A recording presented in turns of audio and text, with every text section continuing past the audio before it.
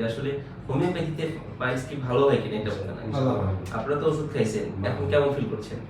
প্রথমে আপনি খাইছেন তাই তো, তারপরে মনে হয় ওই ভাইয়ের মধ্যে আপনি আসছেন, তারপরে আজকে ওনাকে নিয়ে আসছেন। এইখানে জানানোর উদ্দেশ্য এটা না যে একমাত্র হোমিওপ্যাথিতে ভালো হয়, যেটা আমি বলছি যে হোমিওপ্যাথিতে কিন্তু কম খরচে ভালো ট্রিটমেন্ট পাওয়া যায়। একটা হোমিওপ্যাথি যত কম খরচে এই ধরনের জটিল রোগের চিকিৎসা হয় অন্য কোনো প্যাথিতে, আমার মনে হয় এইভাবে অনেক টাকা খরচ করেছেন ওনার প্রাইসের জন্য।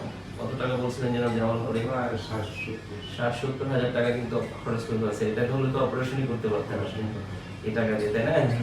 তো এরকম 60-70 হাজার টাকা উনি অলরেডি খরচ করে আসছেন। তো এই জন্য বলছি যে হোমিওপ্যাথিতে যদি আপনারা সঠিক সময়ে এবং নিয়মিতভাবে এই চিকিৎসা শুরু করেন, ইনশাল্লাহ খুব দ্রুত ফলাফল পাবেন। এটা হলো মূল কথা। আর একটা হচ্ছে যে এই পাইলসের সমস্যা হলে কিন্তু শুধু ওষুধের দ্বারাই কন্ট্রোল করা সম্ভব না, কিছু খাবারের ব্যাপার রেস্ট্রিকশনগুলো আপনাকে মানতে হবে। যদি আপনি খাবারের রেস্ট্রিকশনগুলো ফলো করেন এবং